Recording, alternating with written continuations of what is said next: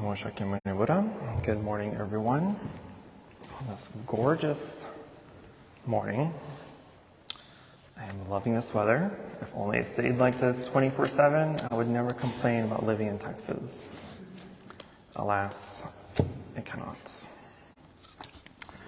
Alrighty, so we are on the cusp of our class. We're done. It's the last class today for the year until next year. So if you've been joining us or following along, we've been covering the 4 foundations of mindfulness, the Satipatthana Sutta. And so today we're covering the last of the 4 foundations, which is objects of mind. It is the longest and most difficult of the 4, so I unfortunately will not have time to cover it entirely today, but I will cover as much as I can. And then on our retreat on the 10th, we will mainly focus on this last foundation. Well, all 4 as a whole, but more specifically on the last, since we won't cover it entirely today.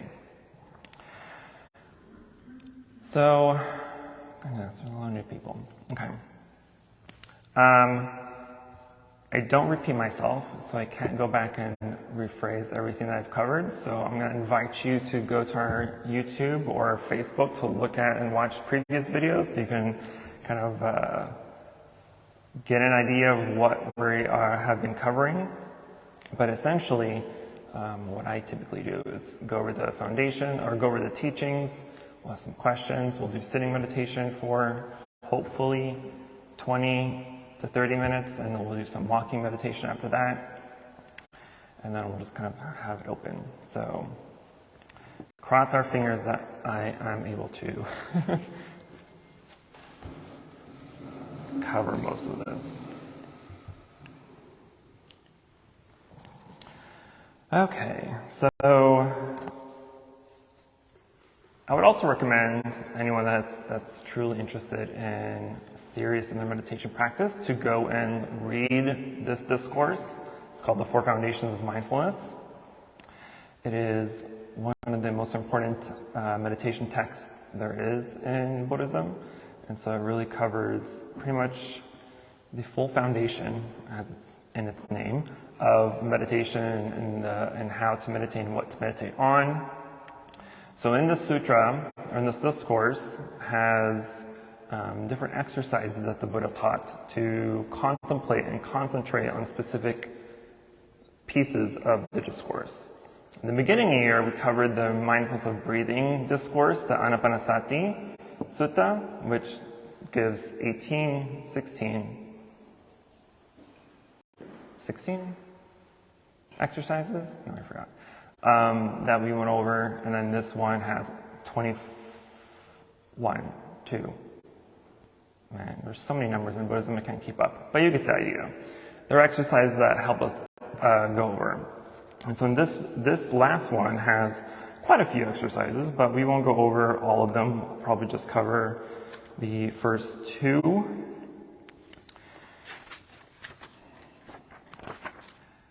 Yes, the first 2. All right, and so this is exercise 16, and the Buddha said, when the factor of awakening, investigation of phenomena, is present in him, he is aware investigation of phenomena is present in me. He is aware when not yet born investigation of phenomena is being born, and when already born investigation of phenomena is perfectly developed. So in this exercise, the Buddha is trying to tell us about discriminative investigation, right? Meditation as a whole is all about the investigation of our mind, investigation about how our thoughts work, where they come from, why they arose, why they're here, why they're stagnant, why they're not leaving, why they come and go, right? It's about the practice of knowing who we are, how we are, and why we are the way that we are, right? Clearly, none of us are perfect beings, right? None of us are Buddhas yet. And so in order to become Buddhas and perfect beings, we have to know the objects of our mind, where they come from, how they arose, and why they're there, right? And so in the object of mind foundation, it is telling us that anything that arises in and around us is a phenomenon, right? It's an object of mind. All our perceptions, our ideas, our feelings, anything that we see, taste, touch, any of the six senses, all these are objects of mind. And so in the discourse, the Buddha discusses the 18 realms, dhatu realms. Dhatu means realm. And these are the six sense organs.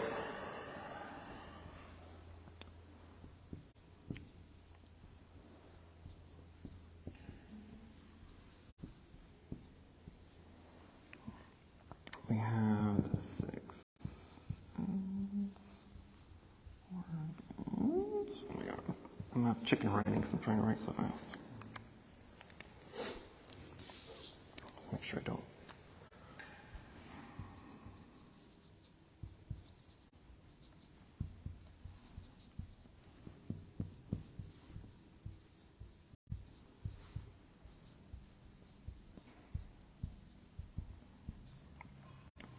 Then we have the six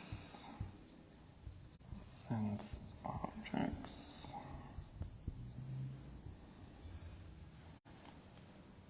I don't have space to write everything that I want on here, so I'm going to have to paraphrase.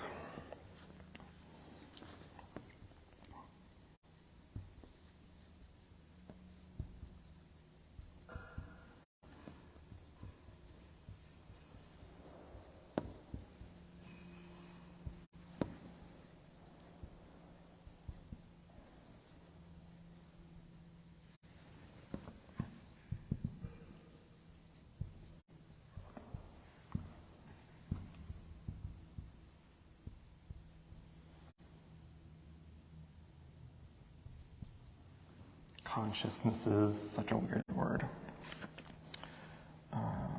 which is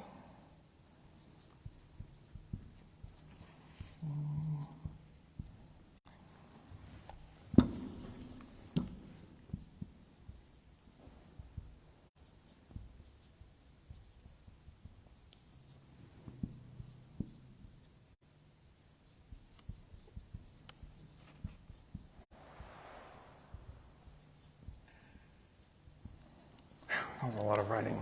Okay.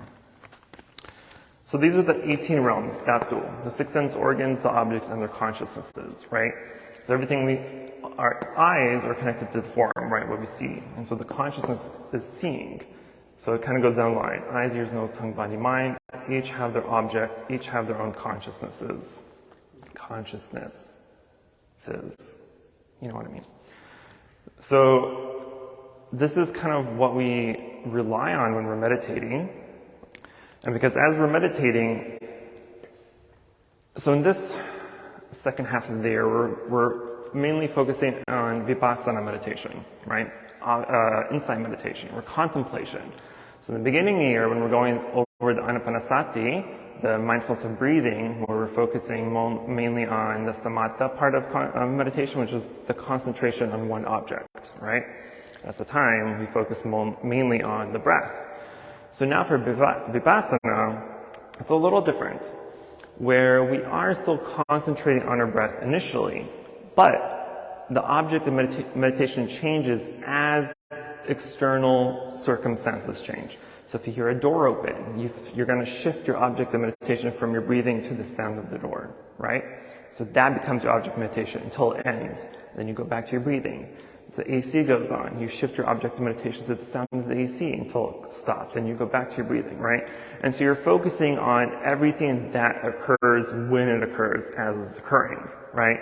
That way you are strengthening your concentration, you're strengthening your mindfulness practice. Because what typically happens when we're trying to meditate is we sit, we're focusing on object of meditation, a door opens, and if we're unmindful, we're going to ask ourselves, oh, who's at the door? Who's late? Why are they disturbing my meditation? How dare they show up this late, right? We start making up a story for the simple sound of the door, right? So we have this whole imaginary world being created because all we did was hear the sound of the door. Versus what we should have done is, once the sound of the door opened and we heard the sound, we simply just make the label sound or door, right? We give it a one-word object label, and we move on. Because if we're able to do that, then we're able to strengthen that concentration, and we're not making up stories. We're not making up this whole movie in our mind because of the sound of the door. And so when the Buddha tells us about the 8 realms, it helps us kind of navigate and pinpoint what and where is happening in our body, right? Because in Vipassana, it's more or less the concentration of the whole body as a whole, versus in Samatha, where we're simply really just concentrating on our breathing. But now we're focusing our whole body, and you're focusing on the 4 objects of meditation, right? Body, feelings, mind, and object of mind. So as you're sitting, and if you, for the past classes, every time we covered each of the foundation, we were specifically meditating on that foundation, right? So for body, for instance, we're meditating, and we're just observing our body. We're kind of doing a body scan, right? And so as we're sitting and meditating, if there's, discomfort in the back, or in the knee, or your legs are falling asleep, we're using that area of our body as the mind object of meditation, and we're focusing on it, right? Same with feelings. If a feeling of hunger arises, or anger, or whatever it may be, we're focusing on the feeling, etc., etc. And so when we come to this last foundation, and we're specifically looking at these objects, we're pinpointing, okay, this is happening because of this, and because of this, and because of this. The point of this is the Buddha was trying to tell us that everything that occurs in life, in our mind, in our body, goes back to a teaching called dependent origination, pratitya samutpadam. Dependent origination is literally what explains everything and anything. The Buddha explains simply dependent origination as, this is because that is. This is not because, this is because that is, this is because of that. This is not because of that. This arises because of that arose, and this ceases to be because that ceases to be, right? So anything that happens in our body, in our mind, and externally in worldly phenomena happens because of something else, right? Nothing just happens out of nowhere. Nothing just happens because it just happened, right? There's always causes and conditions that caused something to happen. So it's the same thing with any of our feelings, anything that we taste, we hear, we smell, we touch. Any of the perceptions, the ideas, the feelings that arise are there because of something else, right? And so the Buddha uses specific examples like anger, for example, because we all share that same phenomenon of anger. So he asks us to follow this map to pinpoint our anger. Your anger doesn't just arise because of nothing, right? Anger arises because of something else. It could be because of a situation, because of a person, whatever it may be, right?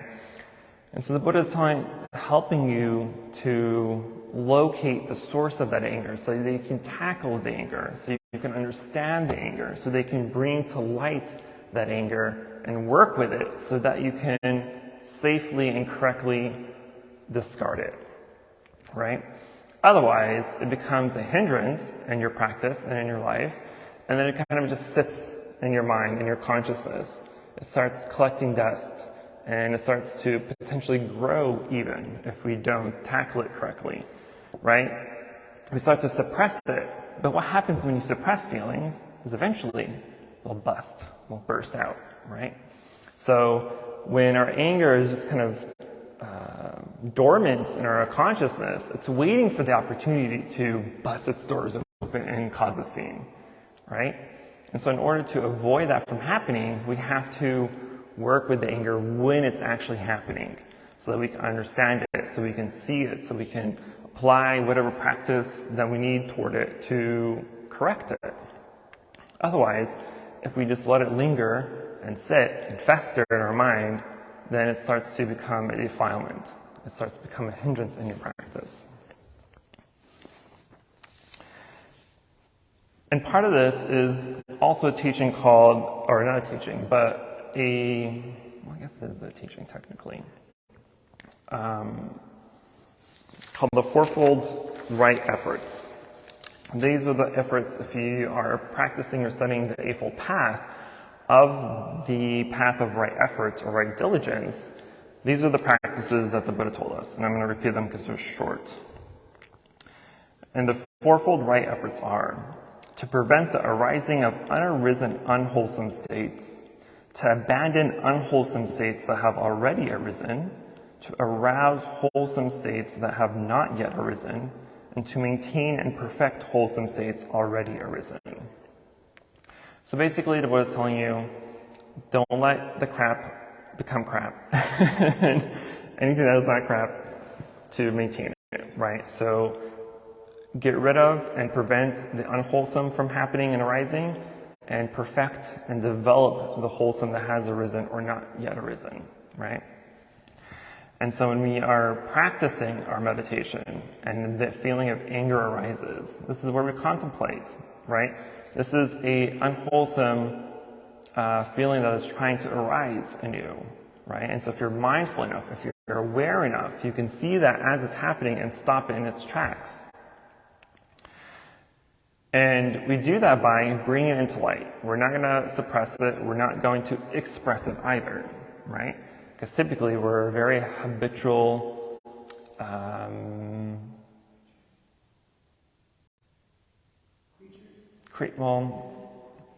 we're habitual reactionary people, creatures, beings, right? So if someone's yelling at you, for the most part, most people want to yell back, right?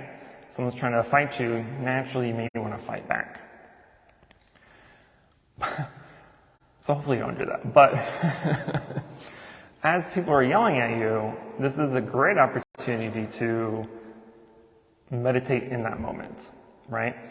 Because since we're habit creatures, we are already thinking of what we want to say to retaliate. We're already thinking of what we want to do to retaliate. We're already thinking of vengeance at that point. We're not sitting back and being conscious, wholesome beings and trying to understand their anger, trying to understand where they're coming from. Because everyone has a story. Everyone has suffering, right? And so part of our practice is to remind ourselves of that. That yes, I am suffering, but that person is suffering as well. Especially since they're yelling at you. They're clearly going through something that's causing them to yell. But because we're egotistic beings and we don't like people yelling at us, we don't care about that. We don't care about what they're going through. Instead, we're just trying to defend ourselves. We're trying to defend our ego, right? And so if you're able to let go and just listen wholesomely and help find the source of their pain or their suffering, it may not always be the case, but it's important to know that their yelling is a byproduct of their suffering. And just because they're saying or doing things to you that are unwholesome or negative or hurtful doesn't mean that we just have to remind ourselves that they are probably not in the right state of mind at that point, right? They're suffering. We think that if someone is what's a good example?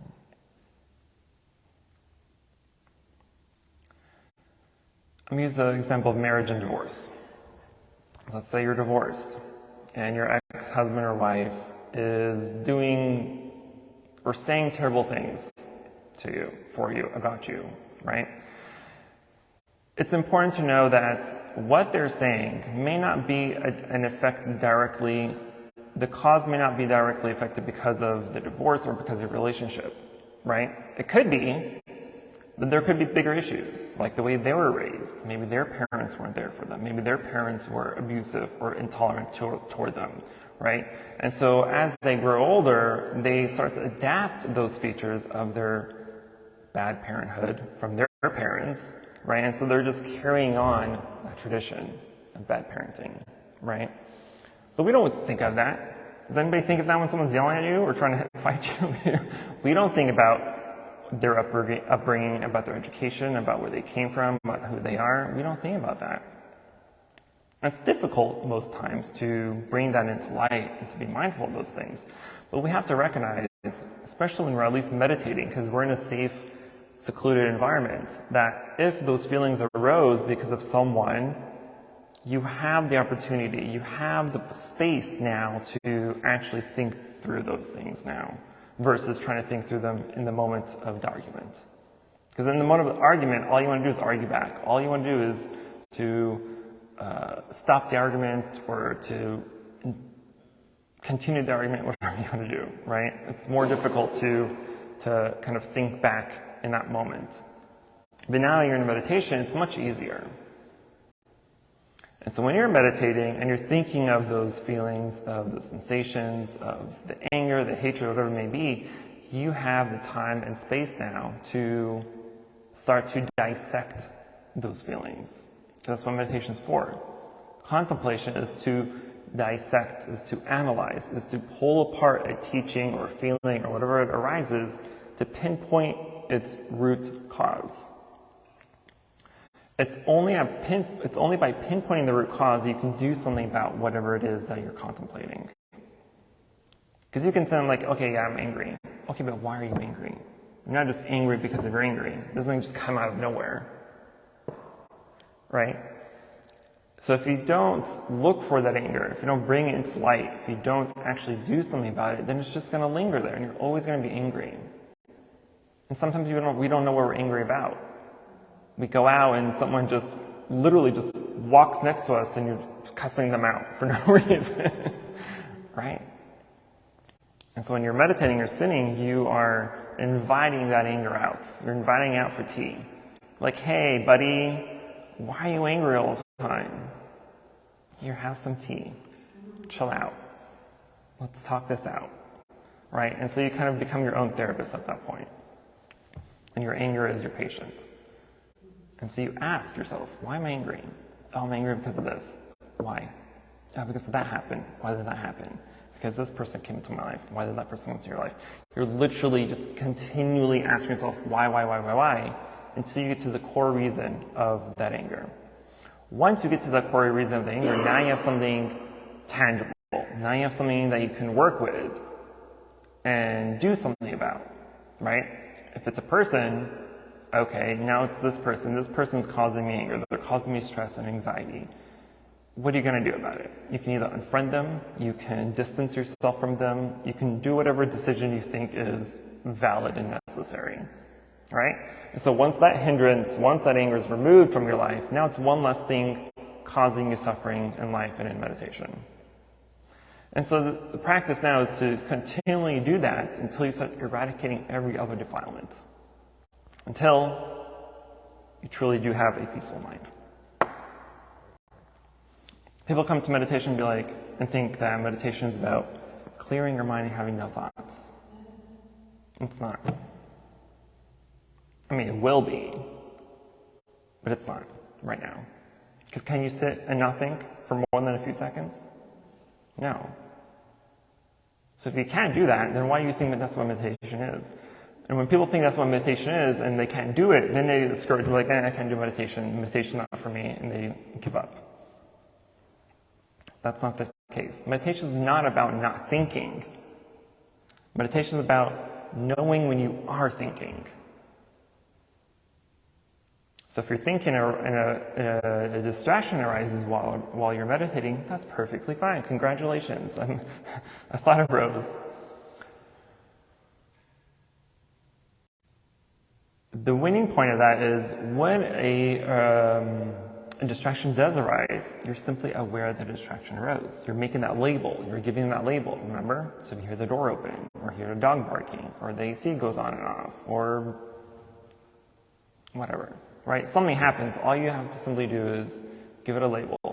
That way you're not playing with it, you're not entertaining it, you're not creating a movie in your mind about it. You simply acknowledge the thought and go back to your object of meditation. You're literally training your mind to shut up, right? And so you have to remind yourself to practice what is going to help you to shut up your mind. And eventually your mind's going to be, okay, clearly they don't want me to think too much, so they're going to stop. It's going to stop, or at least start slowing down the thinking process. right? Just like going to the gym. You can't go to the gym and work out one time and all of a sudden you're a bodybuilder, right? It's continuous practice, years potentially. So the same thing with meditation. It takes years to reprogram your mind, to train your mind to think and act and practice in a certain way.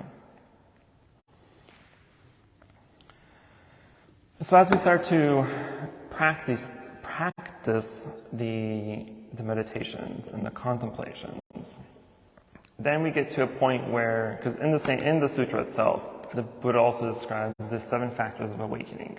These 7 factors of awakenings are the factors, the characteristics that are practiced to help you achieve enlightenment, awakening. Right? So the 7 factors of enlightenment is mindfulness, investigation of phenomena or dharma, mindfulness, investigation of dharma, tranquility, concentration,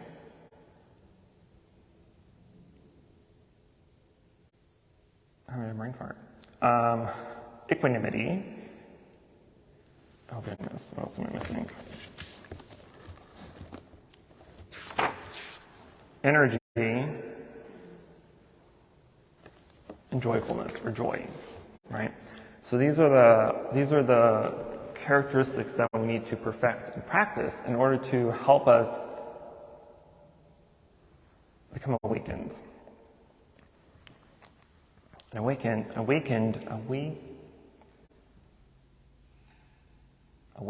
what am I thinking of? Enlightenment. Enlightenment isn't this big fireworks show, right? That we may think of enlightenment as. It can be, but really it's just one of those quick aha moments. We may not think of it like that sometimes, right? But when you find a solution to something, or you get excited about figuring something out, or knowing how things work, you get that little excitement in you, right? You're like, oh my God, this makes so much sense now. It's kind of an aha moment. That's an enlightenment moment. And so when that happens during meditation, right, sometimes they're in small little bursts, but eventually they'll become bigger, longer bursts until the burst is one continuous permanent burst, right? Anyway, off topic. So as we're sitting and meditating, and we go over the fourfold right efforts, right? The unwholesome, the arising of unwholesome and wholesome thoughts.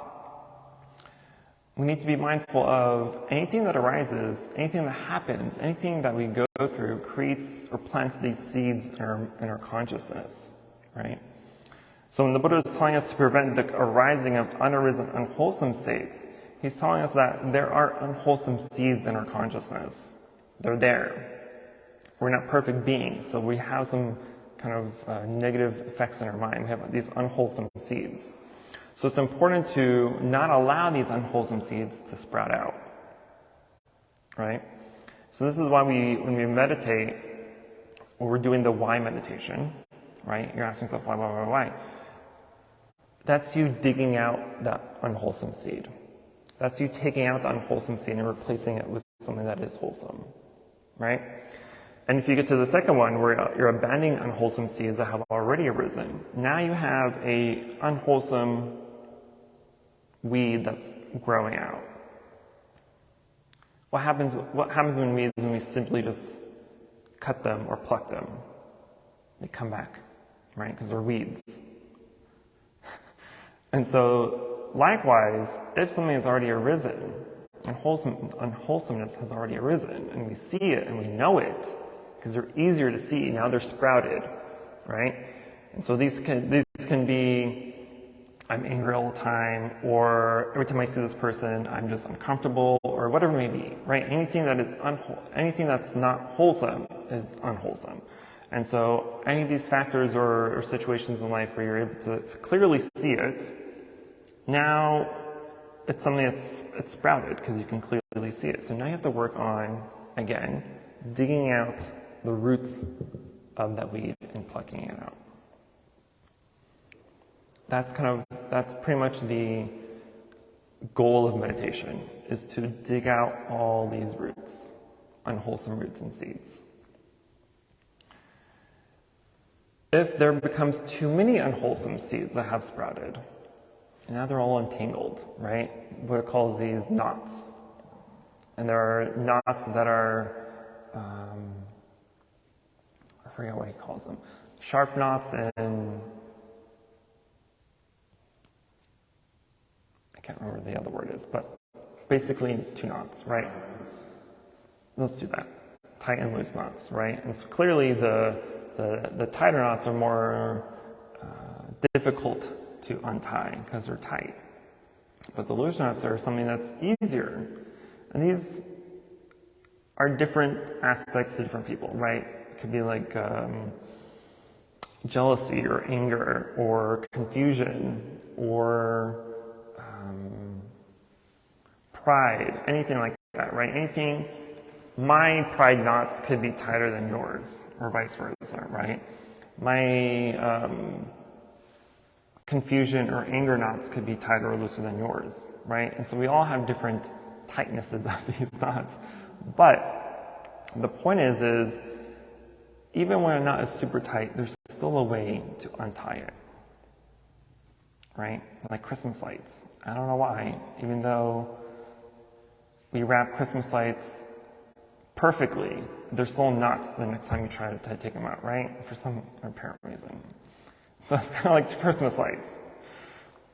As much as we try to arrange them in such a way where they're easy to unfold the next time we use them, it doesn't happen, right? Something along the way, we became unmindful and we screwed up a specific tie or churn or I don't know, whatever. But the point is, even the most difficult knots can be untied. It just requires practice and patience. This isn't patience with others, this is patience with yourself. We're very impatient beings, for the most part. But you learn to become more patient as you start to practice. Because now you can remind yourself that this person, as much as uncontrolled as they are by yelling at me and calling me names or whatever it is, they have something going on that is causing that suffering to express itself in words. Right? Because that's how all suffering works. All suffering originates from the mind, the thoughts. So if you're there and someone's arguing with you and you're thinking of retaliation, you're thinking of what to say, you're thinking of specific words to hurt them back, right? That's your first step in being able to catch those negative thoughts, right? Because if you're thinking them, you know that you're thinking them. It's your mind, supposedly, right? So you should know that you're thinking these negative thoughts. So that's your first round, that's your first step in being able to catch yourself and stopping yourself at that point. If you're unable to do that, then those thoughts express itself in words, by speech, right? So now you're saying those negative thoughts. You're saying those negative things and hurtful things to the person that you're arguing with. That's also your second step in order to stop yourself from continuing on doing worse things. If not, then those speech can express itself by actions. Now you're not just yelling at the person, but now you're physically attacking them, potentially. Right? And now if you're physically attacking them, what happens next? You're either going to beat or get beat and go to jail. Nobody wants to get beat or go to jail. Hopefully, maybe, I don't know. Could be into that, I don't know. But the point is you have all these checkpoints in order to stop yourself from creating unwholesome actions, karma. Because even at the mind level, even though you're not expressing it by speech or action, it's still a cause for negative karma. It's not as great, it's not as heavy, but it is created. Then if you speak it, then that's even a higher karmic action. Then if you actually do anything physically, that's the worst, right? So you have all these checkpoints to stop yourself, to catch yourself, to better yourself. And so we do that by the practice of meditation, by being mindful. Mindfulness is this big word that we see in meditation or in Buddhism all the time. Because it's that important. If you are if you are practicing well enough, long enough, and correctly, about being mindful, then you can take that mindfulness practice off the cushion from when you're meditating into your everyday life. Because then you can see things more clearly. And that's kind of the objective of Buddhism as a whole, right? We have ignorance, avijja. Ignorance here in Buddhism just means not seeing things as they are.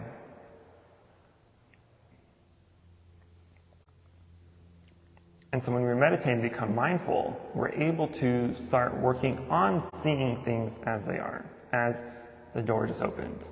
Leon stood up, door opened, sound, right? These are things as they are, not the mental movie you've created because of those sounds. That's not things as they are. That's made up. That's delusion, confusion, it's craziness. Okay, I'm gonna stop. That's probably like 20% of what this teaching is supposed to be. It's a very long one. It's very detailed. The fourth foundation is literally all the other foundations coming into one and just expanding on them. So I unfortunately don't have time to go through it fully, but again, we will continue and work on that during our retreat in a couple of weeks. So I will stop there. What questions do you have? Concerns, emotional outbursts?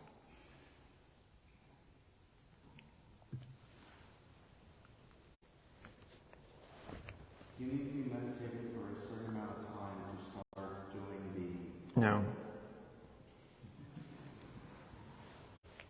Yes, sir. So you said earlier this is the last class, so this is our first time here, so when do the classes start back up? After the Lunar New Year, so February something. February 12? Something like that. But in February. It'll continue being every second and fourth Saturday. So whatever second Saturday in February is, that's when we start up again. I'll continue your question. I already know what the answer is and question is, but continue so everyone else knows what you're talking about. Do you need to be meditating or practice meditating for a certain amount of time before you can start doing the why meditation? Why this? Okay, why that? And why that? Why that? To get deep down into the roots of the seed, like you said, so that you can focus on that without getting distracted by something else. Like, should you do it the first time or second time or third time when you meditate? I would still stick with my answer of no, but also yes.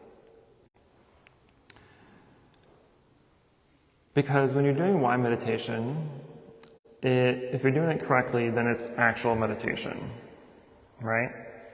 But if you do it incorrectly, what can happen is you start out asking yourself why, but then when you get to a certain reason or answer of your why, then you start thinking more about it. So now you're deviating from the path of why, and you're asking yourself, oh, but who's that person? Why did they come into this life? Or, you know, they said this or did that. And so you're away from the path of whys, right? And you're deviating from it. So that's the potential negative impact of it. If you're not trained enough,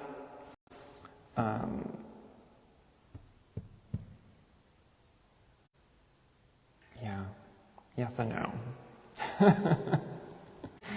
Yes, sir. I would say that we talk about the knots, like bigger knots and small knots. So when you're labeling things, and I think probably will answer that question. So when you start labeling, when you start putting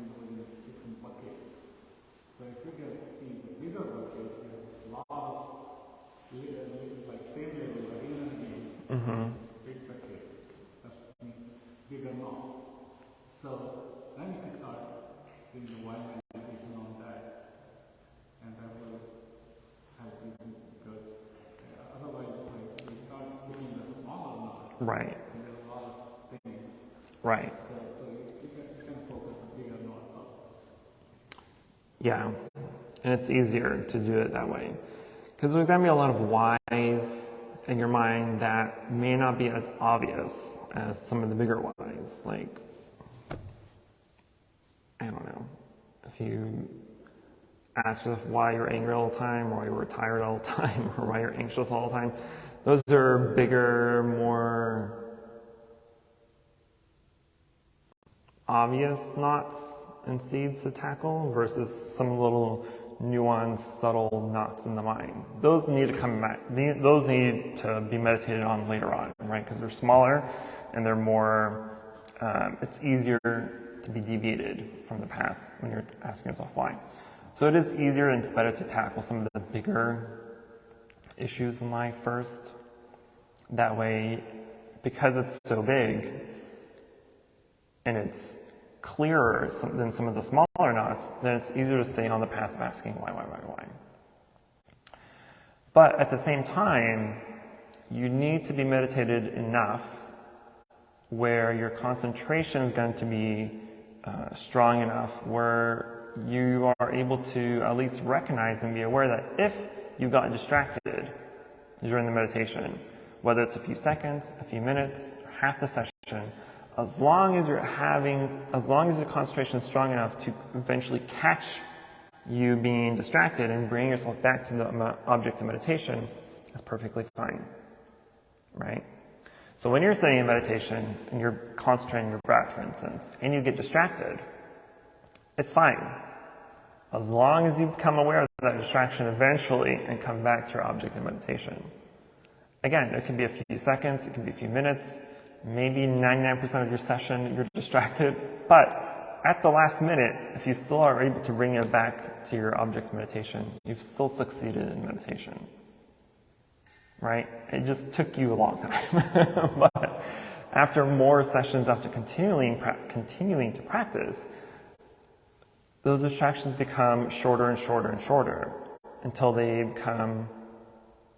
disappear, right? So that's why I said that meditation is not about having no thoughts and clearing your mind. It's not a case. Even a Zen master has distractions and has thoughts arising. The difference is that a Zen master knows and is aware that when they are distracted or when thoughts arise, they know what to do with it. They know how to handle it, right? The same thing with a practiced person. If you're practicing Buddhist, for example, and you know how to practice in situations of anger or irritability or jealousy or whatever it may be, the difference between a Buddhist and a non-Buddhist is a non-Buddhist is going to react according to their emotions and feelings with no filter, no mindfulness, versus a practiced Buddhist or any other person that practices meditation will be aware of what's happening, and they're able to kind of hold themselves back and engage in whatever conversation, activity, arguments happening without the constant mind of judgment, of reacting, and they're able to handle the situation appropriately. Yes, sir. Would you say that meditation is like practicing conscious awareness? Yeah, yes.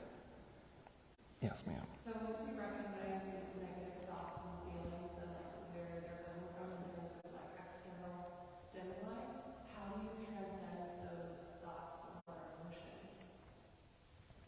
It depends on what it is, right? Again, if you're asking yourself the why, and you're digging deeper and deeper and deeper, and then the root cause is a person, you, at that point, are the only person that knows what you'd want to do.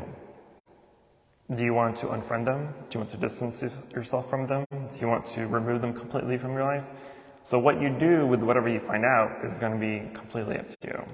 So there's no one way of trying to remove those type of situations or phenomena. Yes, sir. So what I'm hearing is really finding what the causal truth is so that you can make a decision about that truth. Yes.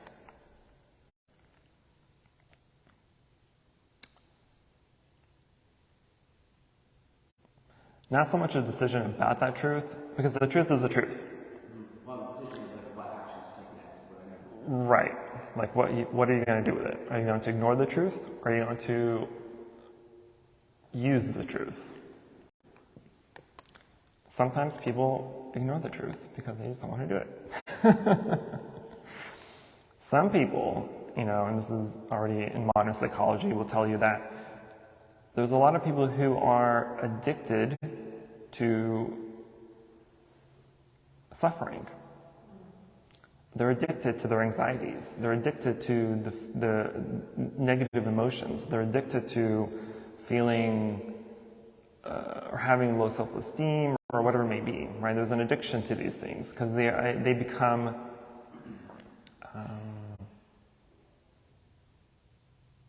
feelings of comfort, right? They feel comfortable with feeling anxious all the time. They feel comfortable with whatever feeling is arising or having. But that's just a defense mechanism for most people. So we have to transcend that defense mechanism and shine light on the truth that's behind those false emotions.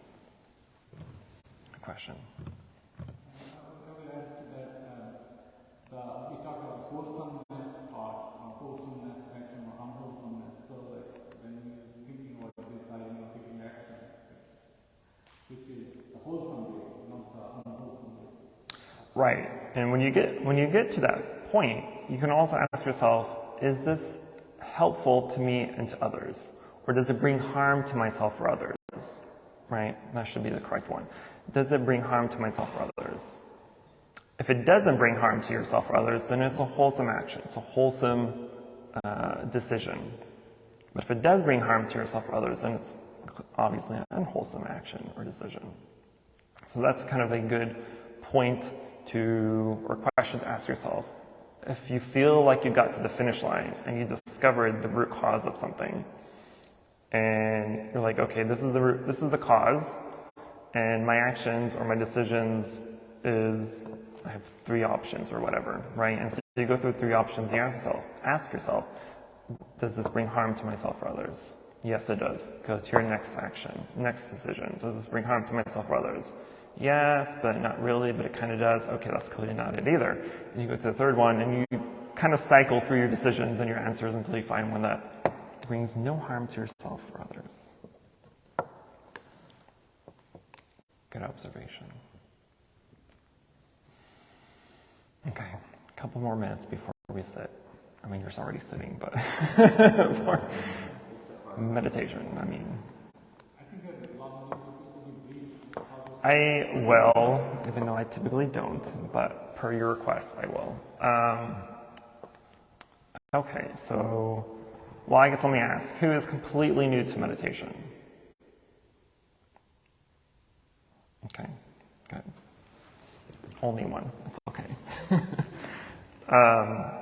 So for our meditation today, we are practicing both sitting and walking meditation. And so both our sitting and walking are silent. So when we're sitting in meditation,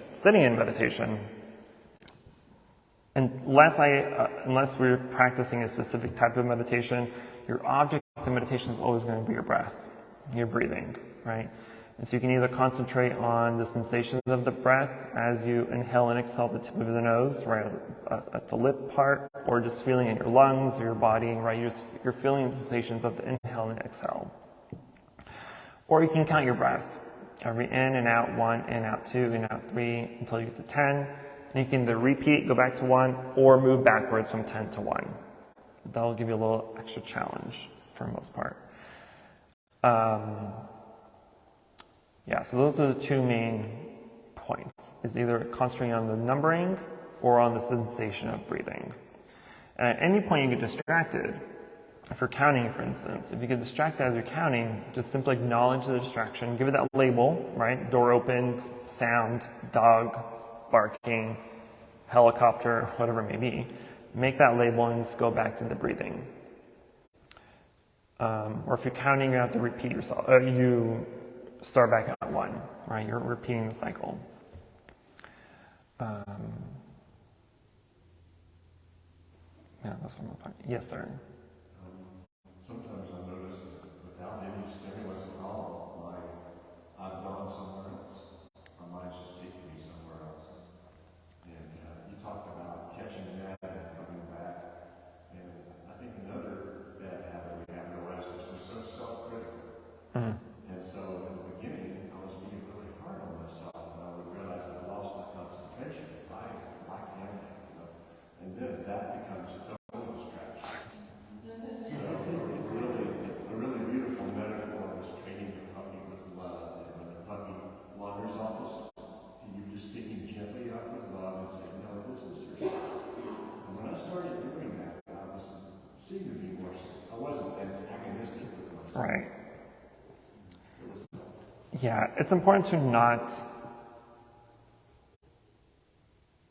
blame yourself or to discourage yourself when you lose concentration or lose sight of your object of meditation. Because you're learning, we're all learning, right? It takes years, lifetimes to master meditation. And so if you find yourself being distracted and not bringing yourself back to your object of meditation quickly, that's perfectly fine. The simple acknowledgement and the knowing that you're distracted is all you need to know. Eventually, again, you're training your mind, so you're going to train it as you recognize the distraction and bring it back to your breathing. Your mind's going to start to rewire itself to know that this is what you're trying to do with no distractions. And so you just continue to breathe, continue to focus on your object of meditation, and you move on. Don't be discouraged by yourself. Don't hate on yourself. This is it. This is life. It's like, other than a dog, our mind's also like a baby, almost like a child, right? The more you tell it no, the more it's going to want what it wants. And so the more you try to suppress and push away the distractions, the more it's going to come in. So instead of trying to push away the distraction, because you can sit and you can force your mind to not think. But forcing your mind to not think and suppressing that is not helpful, because it's just going to try to push harder and harder. Instead, you want to invite the distraction, acknowledge it, because once you acknowledge it's there, it'll be like, okay, fine. It's not, the thought is gonna be like, okay, well, you're not doing what I want you to do, so it's just gonna stop, right? So when we're sitting and we're distracted, don't try to force things out. Don't try to force your mind from stop thinking. Just let your mind do its thing, and so when a distraction arises, acknowledge it, accept it, it'll naturally move on its own, go away on its own. Okay. And if we're sitting, I'm going to go over posture a little bit, I guess. If we're sitting, you can either sit regularly cross-legged, half lotus or full lotus. I usually do half lotus because it's the most comfortable. Full lotus is just, I'm not that flexible. But whatever it is that's comforting for you, right? You want your body to be comfortable, right? This isn't a yoga class, so you don't want to make sure that your body is super comfortable, right? Meditation is about concentrating the mind, not concentrating the body. And so when you're sitting, just make sure you're sitting comfortably enough that you're able to not be too distracted. You're going to get a few aches and pains, right, if you're not used to sitting or you're not used to meditating, but that's fine. But be comfortable enough where you're stable enough, but not too comfortable where you're going to start falling asleep. Basically, that's kind of the rule of thumb. And then for most of the part, you can either have your hands palm in palm or on your knees. If you have them on your knees, just be sure that you're not using your knees as support. don't hold yourself up, right? You lightly just want to keep your hands on your lap or your knees. As far as posture, the most convenient way to do posture yourself is to lift your hands way over your head, stretch, stretch, stretch, and then just bring your hands slowly down into your lap. That's going to extend your spine at its most natural state, and you're able to sit at that position. Yeah, I do that all the time. And of course, when we're sitting for an extended amount of time, personally, I do some yoga and stretching beforehand, because for us, we're meditating 3 hours. So you need to stretch your body. So don't, like once we're ending and we sit, feel free to stand up for a few seconds and stretch out if need be. Okay, everything's covered sitting. Did I miss anything? Oh yeah. We don't have the red cushions out. Okay, we typically have red cushions out, which is thicker, that we put on top of these, because another useful point is sitting higher enough so that your kind of butt is at thigh level or knee level. That way you create a pretty stable foundation of sitting. Because if you're sitting back too much on your butt or sitting too much forward on your ankles, you're going to cause some pressure points where your feet or legs will fall asleep faster. And so in order to avoid that, if you're sitting a little bit higher, and so that you create kind of like a triangular foundation, then you have equal flow, blood flow, so you're not causing any tension or feet, legs falling asleep. Do you want me to go get them? How is everyone? I guess we should ask.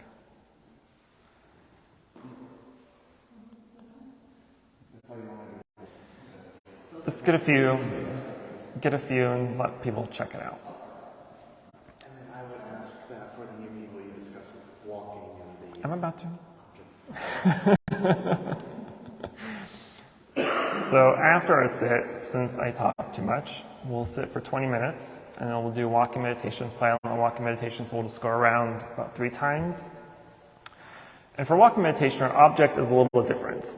Our object now switches from our breathing to the sensation of walking, right? And so in walking meditation, in the sutras, there's also labeling, right? And so as you walk, you can do a few levels. You can either do 2, which is right and left, right, left, right, left, right, left, or lifting and placing as you walk, or lifting, shifting, placing, right? And so you're kind of adding steps as you're walking. So your object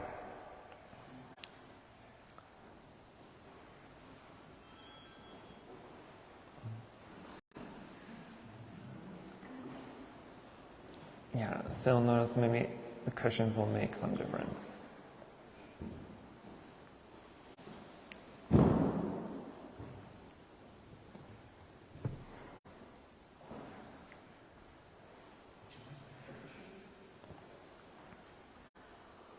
Good.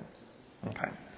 Anyway, so when we're walking, you don't want to be walking and looking around, right? There's a lot of cool things you can see around the temple, so avoid looking around and being distracted. So when we're walking, you really just want to gaze forward at the floor, a few feet in front of you, or basically staring at the person's feet in front of you, and you're walking, right?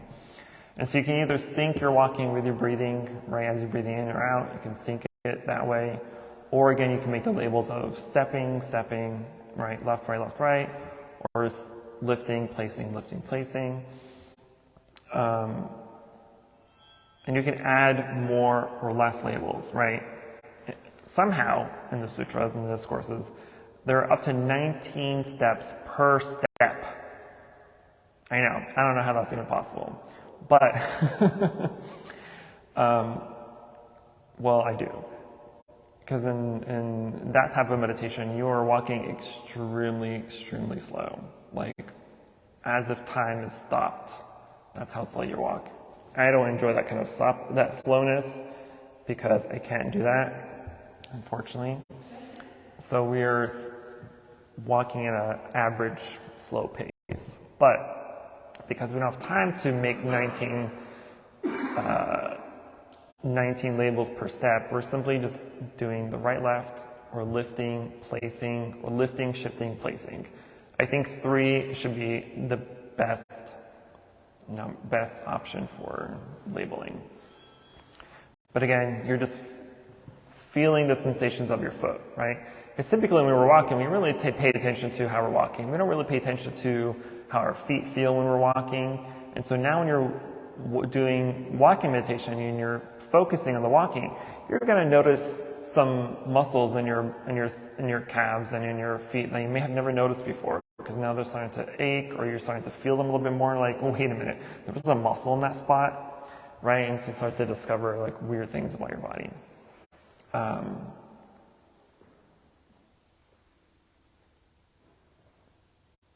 Go ahead. Is there a restroom? There is. Leon, restroom. I had one more point and I forgot it. Oh, when we're walking, so typically when we're walking in a normal pace, our feet do this, right? One foot's always on or off the ground when another foot is on or off the ground, right? So we're doing kind of this. But when you're walking meditation, we want to ensure that as we're walking, we're placing our foot flat, so both feet are completely on the ground before we make another step with the other foot, right? So typically, one foot kind of should be like right on top of the other foot as you're walking. Like that's the pace we do when walking in meditation. Now, if you're walking to your car, we're doing this, right? We're like swimming with our feet. When you're doing walking meditation, you want to make small steps. Okay, so we will sit now. So take a few moments if you need to stretch.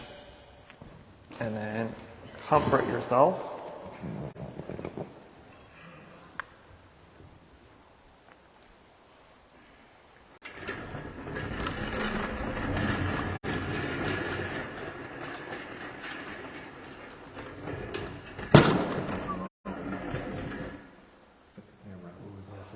This way, and they don't see us when we go by.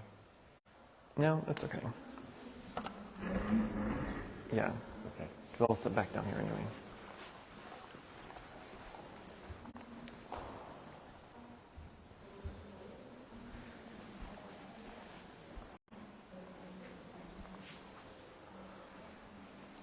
Can you move during the meditation? Because during the meditation, if you just focus on the table, there's nothing going on. Oh, move it. Where you want me to move it? Oh, I guess I can move it to myself, right? Yeah.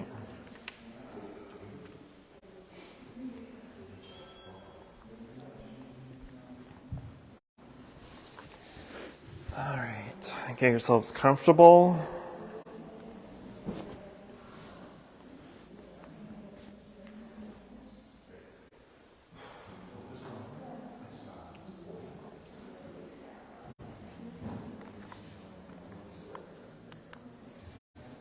If everyone could please be seated and get in position.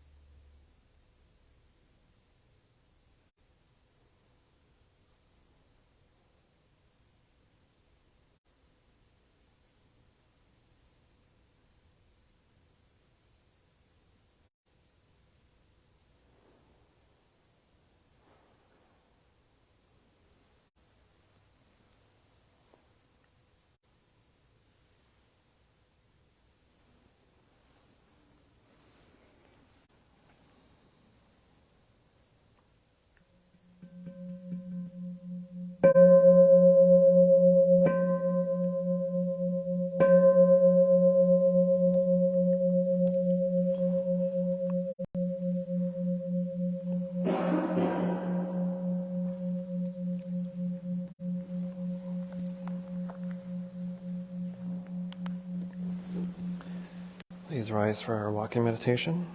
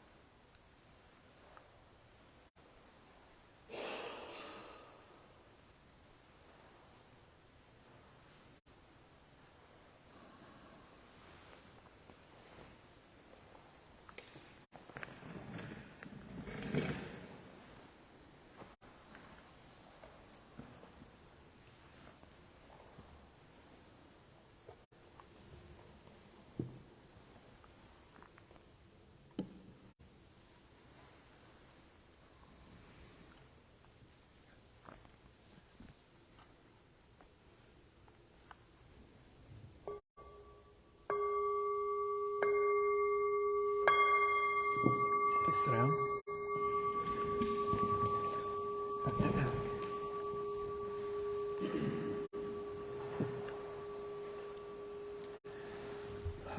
Welcome back. I hope everyone transcended somewhere. Kidding. That was not enough time to transcend anywhere. All right. Already out of time.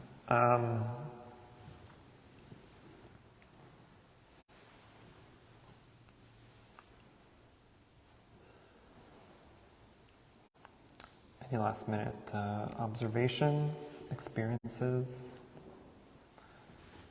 you'd like to share? Sir, that's not my problem. Yes, ma'am. I noticed with the walking meditation that I was able to be more present while moving in my body and focusing on that. Yeah, it's definitely easier to maintain concentration during walking meditation because you have physical movement. You have something that's actually moving and that you can feel and sense, and so it's definitely easier. The Buddha told us that you can attain enlightenment simply by walking meditation, so it's possible. You just got to be good enough at it. Yes, sir. I noticed that I was having a lot of fun with finding the labels of the distractions and catching them and then coming back. Mm-hmm. That's good. Yeah, during the first half of the year, we went over, or was it last year? Maybe it was last year for last year's retreat, but we focused on the 5 hindrances. Was it last year? I think it was last year. So the 5 hindrances: ill will, backtrack. Sensual pleasure, ill will, sloth and torpor, laziness or sleepiness, and doubt. So everything that arises during meditation or in everyday life can be categorized in one of those 5 hindrances. And if you're able to categorize it in one of those 5 hindrances, all 5 hindrances also have an antidote meditation to counteract that hindrance. And so what's good about finding and labeling those distractions and thoughts and feelings is that you can then take that label and place it in one of the 5 hindrances into the correct category. And then once you're able to do that, then you have an antidote to counteract that hindrance. And after a while, the hindrance will cease to be. So again, I'd recommend going back to our old videos and rewatching those, because those are very important to know, to understand. Otherwise, if you don't know how to counteract or antidote the hindrance, then how are you going to better yourself? Yes, sir. I had an interesting time today noticing the doorway transitions. When we go from this room, we go through that little door and go to the back room, then we go through another door and then it opens up to the big room. And so it's just one of those things you kind of feel like notice when you pay attention. I noticed well, not today, but when was it? Wednesday or last Monday during evening service, because I'm fully robed when we do services, actual services, and so it's not as easy for me to feel temperature changes, but I think that one evening when it was like super cold and we had the actual heater on, I was noticing as we went to the back room, it was much warmer than coming back in here. And so if you know me, you know that I love the cold. It's like the perfect meditation weather. It's one of the things I miss about living in Denver. Meditating in the snow is epic. Yes, ma'am. So when you're walking, what are the activities doing? How are you meditating? Are you thinking or breathing through our footsteps? You can. Syncing your breathing with the footsteps is probably the easiest way to watch your body and mind, right? Because if they're synced. But it depends also on how you're breathing, because if you're breathing too fast or too heavy, then you're going to have fast steps. If you're breathing too slow, then you're going to have super slow steps, which is perfectly fine either way. So you can either sync your breathing with your stepping, or you can focus your meditation on simply the stepping and how your feet feel. You're being more observant of the movement of the feet, how they interact and touch the floor. You can feel the muscles in your feet, because now that you're walking slower, there's more tension on the muscles of the feet, so you can feel those muscles a little bit more than usual. And so you can literally make anything your object of meditation, whether you're sitting or walking. But the point is to maintain that object of meditation and to not have those distractions. Yes, sir. Thích has a way of talking about it. He talks about that you're leaving imprints on the earth as you walk with your karma, what you're feeling, what you're thinking. Because the earth is alive just like you are. And you think about those impressions you make, your connection with the earth, with the ground, and then you feel that it's not you walking on the ground, you're like walking with the ground. Well, like one of my mantras I have on those stones in the walking path, I think I put up there that walk as if you're hugging the earth. So you walk with carefulness and with concentration. You don't just randomly, I guess you could randomly just jump into someone's arms, but you typically want to do it in a comfortable, safe way. And so likewise, you want to walk in a comfortable and safe way. Good. All right, well, this series of classes went by fairly quickly. We spent, 4 months together, 3 months together? Again, we'll be returning after Lunar New Year, so the second Saturday of February, whatever date that is. But we will have our meditation retreat on the 10th of December. I think we have about 4 or 5 spots left open, so if you are still interested or are interested, please register for that on our website. It's a whole day, 6 a.m. to 6 p.m. It's not as terrifying as it sounds, I promise. But it's an excellent opportunity to practice with our Sangha, with our community, and with others. It's much easier to sit and meditate for longer periods of time in a group, I think. It's just me. But it's definitely a great experience to help develop and maintain your practice. I'm sorry? Where? It's here. Mm-hmm. Yes, sir. Are the only other classes prerequisites for that? Or, like, if I'm interested, can I still attend even though I'm only one class? Yes. It'll be harder, but that's why I said go back and watch our other videos. Because each time we come for classes, the series or whatever topic I'm covering is going to be the main focus of the retreat, right? And so the objective of the retreat is to put everything that we've been practicing in the classes into a whole day session of sitting and walking. But no, anyone can join. I've seen people I've never seen before come to our retreats, so it's not a requirement that you be here. It's helpful. It's more helpful, but it's not a requirement. I'm not picky.